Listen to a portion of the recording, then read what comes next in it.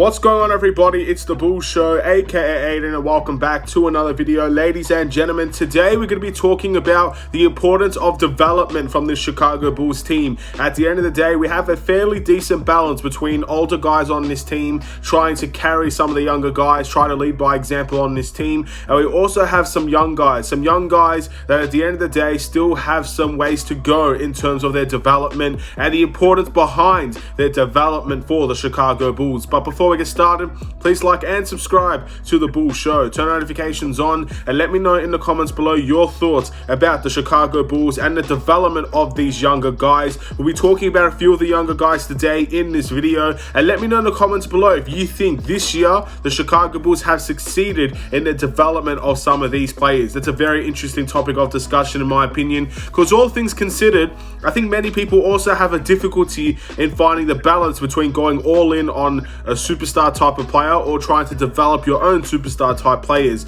I think many teams across the entire world have that development, have that, I guess, dilemma in their hands of if they can afford to develop superstars or should they go and get already made superstars. And again, that's going to be another topic of discussion we'll get into this video. But ladies and gentlemen, we had two rookies that ended up playing this season for the Chicago Bulls and the development of these rookies. We want to talk about how important it was for the Chicago Bulls. So first thing I need to say is I honestly think development next season is going to be huge for this team. Now, granted, some of the younger guys on this team that we have, for an example, if you're listing the younger guys that we have, Io, Patrick Williams, Kobe White, Marco Seminovic, these are the young guys for the Chicago Bulls that need to take leaps and bounds in terms of their development for years to come. So all those guys being on this team does show the importance of how development can look like in a couple of years. Again, we have seen the unfortunate circumstances of some of these guys not really been given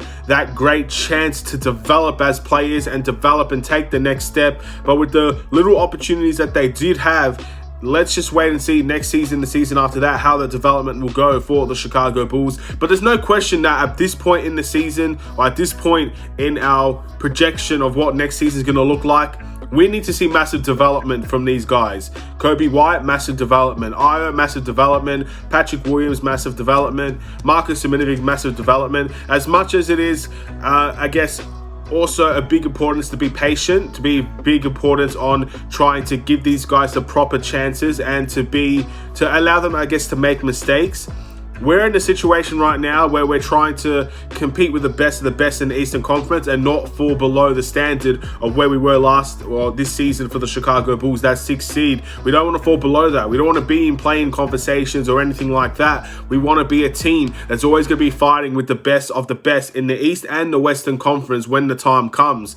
So we have a long way to go in order for us to be able to do that, and development does become a very important factor. So let's talk about those players, ladies and gentlemen. Marco Seminovic is the player that we're going to talk about first, and I've got to be honest, I don't think the Chicago Bulls has done a tremendous job in the development of Marco Seminovic. Now, many people will come to me and say, look at his G League stats, look at how well he played in that environment. That must have been a really good developing standpoint for Marco Seminovic, and to an extent, I absolutely do agree that in the G League was probably the best for him, but there are opportunities on this team, especially when we were crying out for a backup center, to give Marco a chance. And for whatever reason, whether it's the coaching staff or the front office of this team, we didn't really see Marco be given that significant chance for the Chicago Bulls from the preseason to the regular season, all the way down to the end of the season as well and the playoffs. Marco was given little to no opportunities on this Chicago Bulls team, the main Chicago Bulls team.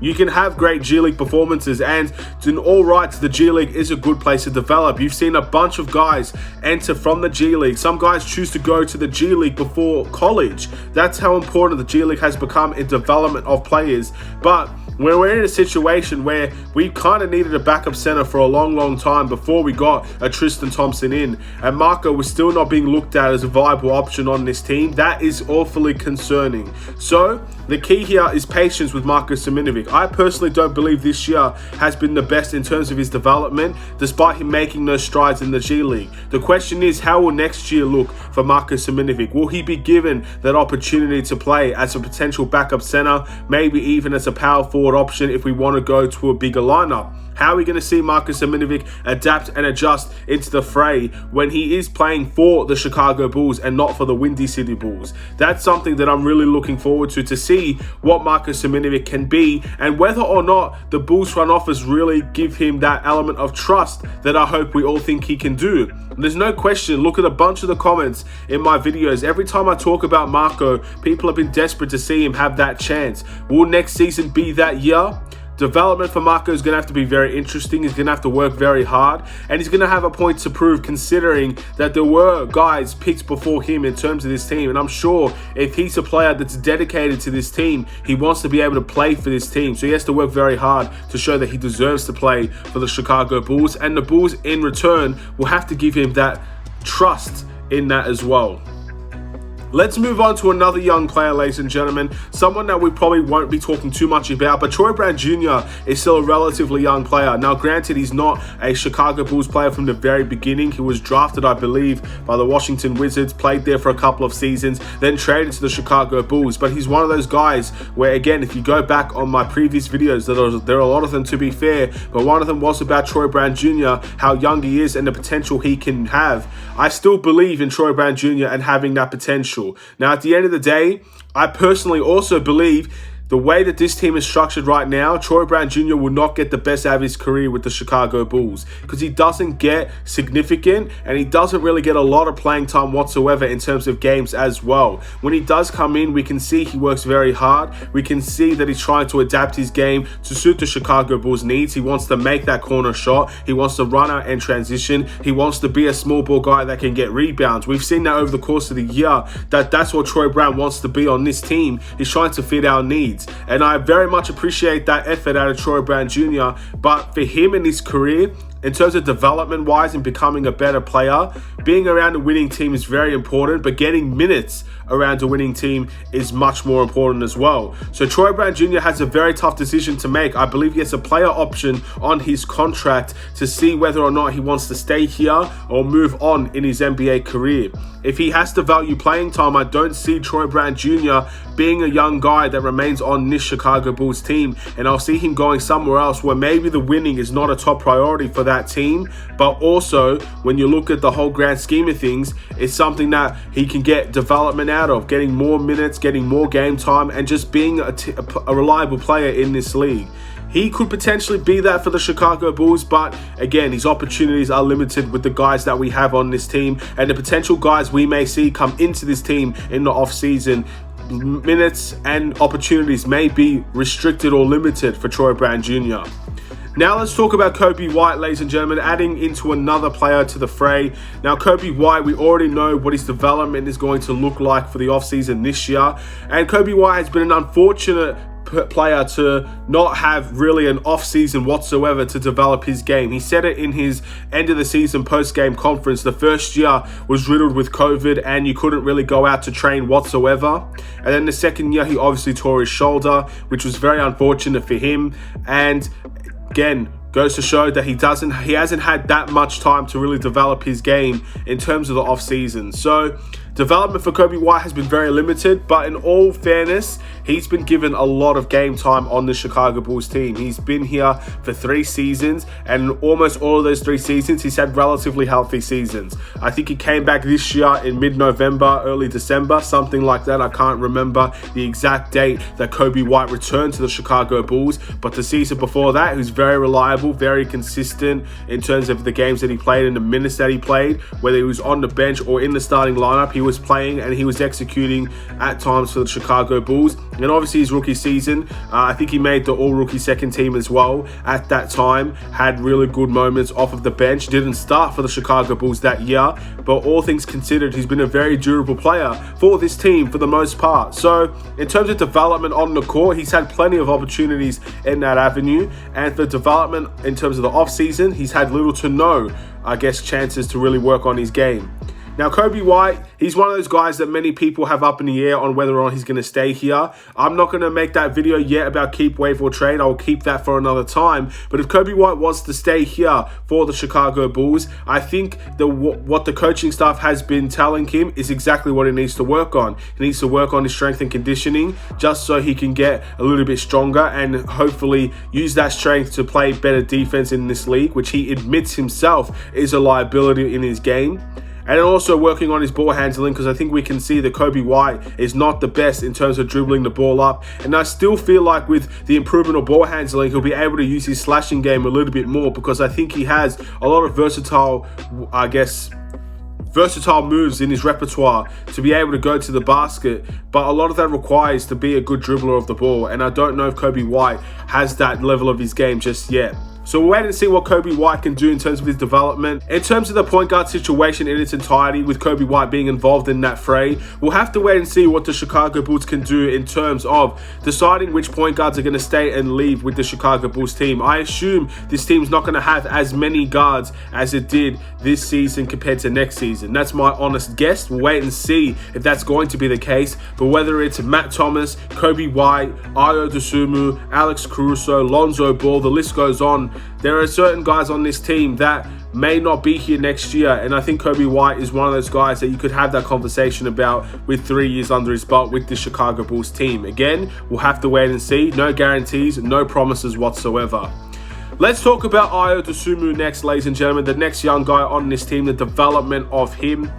Now, as I've said previous videos constantly, I think in my personal opinion, I'll say this now as well, I think Ayo Dosunmu, out of all the young guys, has had the most development put into him. He's been the most successful in developing his game compared to anybody else this year. Now, there might not be a long list of guys, but it's still a very good feat for a guy like Ayo Dosunmu. I don't think you understand how much trust and respect Ayo Dosunmu has earned from the coaching staff. I remember a couple of at the beginning of the season, I think it was Billy Donovan that said that obviously Ayo's a good player, but the minutes won't come easy for him, and he has to earn his minutes on the court, and he was doing it at the time. So at the end of the season, granted in the NBA playoffs as well, it wasn't, I guess, a guarantee he was going to get that many minutes, but Billy Donovan was saying at the end of the season that he trusts Ayo. So again, the complete difference in the coaching staff and their attitude towards Ayo has been truly sensational in my opinion, and Ayo has developed his game in so many ways as well, it's beyond belief. Remember in the Summer League, as I said before, wasn't a great jump shooter in the Summer League, but was a good transition guy. In the NBA, he went from knocking down the corner threes to being able, of course, to use his transition play at the NBA level, finishing around contact, very important to do at the NBA level, to being a very reliable two-way player, to being a guy that can be a point guard for the Chicago Bulls if need be, to just be a very versatile guy. He reminds me a lot of Drew Holiday. I know we just versed him in the NBA playoffs, but I do think Ayo has that potential to be a Drew Holiday type player, and that's one of the best players in the NBA personally, in my opinion, a great two-way player. So let's see how Ayo develops in the future. I think in terms of Ayo, he has the work ethic. He's been talking about his off-season and he wants to get back to work right away. Very important for a young player to have the right attitude in this league. And I think he's going to go streets and levels above what he was this year. And last but not least, Patrick Williams. His development has been stunted ever since he's come to the league as well. Again, I believe when he came into the league, COVID was still a big thing. He wasn't able to participate in his first summer league. Very unfortunate there. I think even the preseason wasn't necessarily available to him at that time. Then he played the whole year for the Chicago Bulls. Averaged, I believe, 9 points per game. Wasn't too aggressive, had glimpses. And this year's been relatively the same. In the off-season, he was working out. He got into the summer league, which was very good for him. Then he suffered an injury, I believe, prior to preseason. Didn't play much of that preseason, if any of it whatsoever. And then, again, beginning of the season, he returns, gets hurt for the Knicks, out for the rest of the year. That's the type of situation Patrick Williams has been dealing with as well. Him and Kobe White have been very limited in being able to get development in a variety of ways. Kobe White more of the off-season, and Patrick Williams this year was on-court development. Very important as a player to have chemistry with your teammates, and Patrick Williams was kind of robbed of that opportunity until the end of the year. And Patrick Williams is another guy who has all the talent in the world, but he has to be nurtured and developed into finding ways to make that talent consistent and aggressive. And we'll wait and see how that goes. But development is huge for all of these guys. At the end of the day, the older guys on this team are not going to get any younger. DeMar's going to take an extra year on. Vucevic is going to be a year older as well. So these guys, they may have great seasons next year. I'm not denying that they will. But the most important thing is finding the balance of when guys are declining and other guys are starting to rise. Patrick Williams is a guy that I think has superstar caliber potential. If a guy like DeMar DeRozan begins to decline in the next couple of years, even the years after, if we re-sign him to a contract, stuff like that, Patrick Williams will have to begin to rise and ascend to become a top-level player in the NBA. Ayo Dosunmu also has that potential, and Vucevic as well is another guy. He's aging. Maybe he will be on the decline as well. Maybe this season was just a one-off, and this next season he'll be phenomenal. But all things considered, this could very well be a decline for Nikola Vucevic, and we'll have to wait and see which of the other guys will have to step up and become a top level guy if we want this team to be consistent and better next season and the seasons beyond that as well. So in my opinion, the balance between getting a superstar player and having development in your team is a very important one. And considering we went down the route of development, we didn't trade Kobe White, we didn't trade Ayo, we didn't trade Patrick Williams. We went down the route of development, and I trust AK in making that decision. The development of these guys next season is going to be pivotal towards our success. If every single one of these guys stay on this team and every single one of these guys develop beyond what they were this season, then this team instantly becomes a better team than what we were this season next season. It's as simple as that. Patrick Williams takes a leap next year, we become a better team. Ayo Dosunmu takes another leap next year, we become a better team. Kobe White, if he finds his consistency as that six-man scoring option, we are a better team. It's all comes down to development in my eyes of these younger guys. We got to trust our young guys just as much as we trust the veterans. We saw in the playoffs, the young guys were not trusted as much, but development will hopefully be the answer to us being able to trust these young guys when it matters the most in the big stages, the big crunch time, the NBA playoffs. With that being said, I'm going to end this video. Thank you for watching. Please like and subscribe if you're new. I keep making these videos long, ladies and gentlemen, but these are the topic of discussions that are very important for the Chicago Bulls. And again, if you like these longer videos, feel free to let me know in the comments below. But if you don't, I'll try my best to make these as short and concise as possible. But all things considered, I think it's a very important topic to talk about young players. Have a wonderful and safe day. Stay safe, stay healthy, stay tuned for more. Take care.